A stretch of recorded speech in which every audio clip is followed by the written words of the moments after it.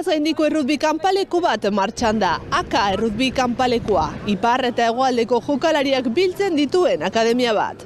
Christian Amoren Asarratarrak sustaturik 2026ko ekainaren 28tik uztailaren 3 Getxon eginen da.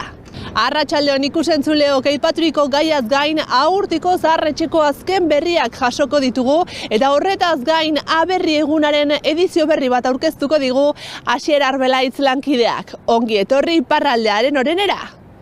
Aka Rugby Camp izeneko errugbiaren udalekuak martxan jarri dira aurten lehendabizikoz mugaz gaindiko proiektuak Christian Amoren abiarritzeko formakuntza zentroko arduradunak sustatuta. Helburua da elkarren hageman bat sortzea, hegoaldeko eta iparraldeko jokolarien artean, gero gure hizkuntza erabiltzea, eta gero elkarren atxikimendua atxikitzea eta hortikan hagemanak sortzea gerorako ere.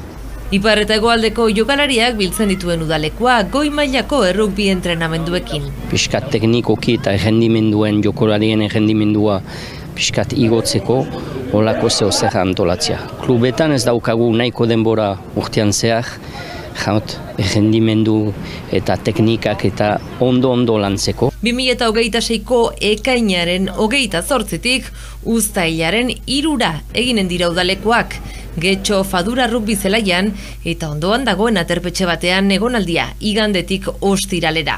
Goi mailako instalazioak, izango ditugu 3 zelai, gimnasio bat espazioz berdinekin, muskulazioko gelat, errekuperazioko gelat, krioterapia, presoterapiakin, eta hola. Teknika nahiko berriak erabiliko ditugu, telebistak zelaian bertan ikusteko eta bertan zuzentzeko eginkizun guziak, egingo dituzten gauz guziak, eta gero dronak eta erabiliko ditugu ere mugimenduak, zirkulazioak eta gauzak ikusteko.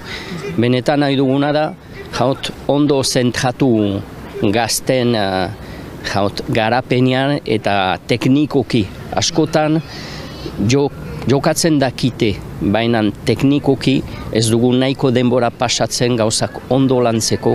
Euskal Herriko errugbi balioen eta trebetasunen inguruan entrenatzaile eta jokalari profesionalek zuzenduta. Stafian dauzkagu iparraldekoak, izan entrenadore profesionalak, dauzkagu hegoaldeko entrenadoreak ere, eta gero daukagun piskat berezitasuna, eta hor hautatu ditut iparraldeko eta hegoaldeko jokolariak.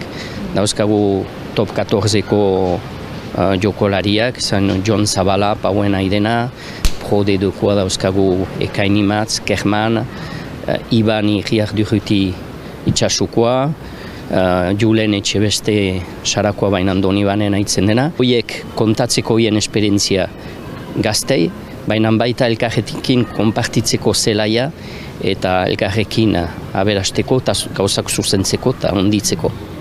Errugbiaz gain aisialdirako tenorea ere izanen duten eskamutilek. 3 kategoriatan banatuta adinaren arabera orotara 100 jokalari inguru hartzea espero dute. Aterpetxean izen amateko otsaila erditxoa itzin egin behar da eta dagoeneko dena martxan dute Euskal Herriko ipar zainegoko jokalarien lehen errugbi udalekoak antolatzeko.